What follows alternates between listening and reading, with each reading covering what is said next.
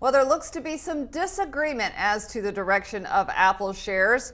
First out, Jefferies analyst Peter Misek decided, well, he thinks that they're worth less, and he decreased his price target from 420 down to 405. Now recall, he had been at 900 just back in December. I'm joined by Chris Siacha. So Chris, you know, this analyst is getting really beat up in the media because he's made a lot of wild predictions about Apple, and many of them have not come true.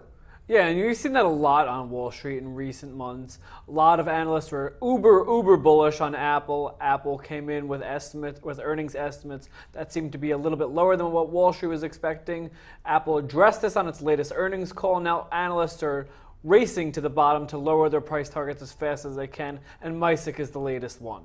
Now, he also cut his unit forecast, and he based that on information he got from Jabil, which said that they were doing less. But Gartner came out with a report today, and they basically said Apple is going to be the big market share gainer in all of tech because they've got products across all lines.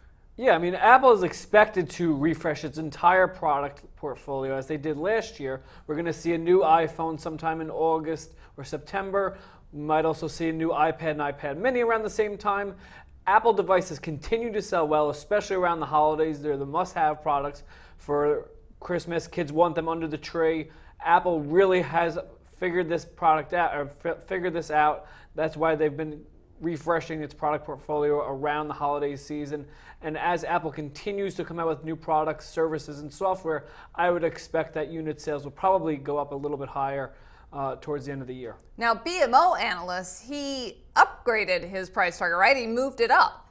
Yes, and that's what makes a market, is what people disagree on the same topic. BMO thinks that iPhone sales are likely to be higher than people are expecting, whereas Jefferies Misek cut his forecasts for the calendar third and fourth quarters.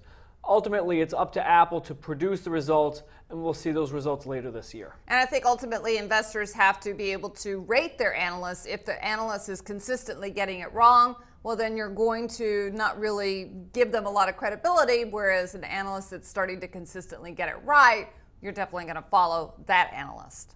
No, and that's absolutely right. And it's up to the investor to actually really do his homework.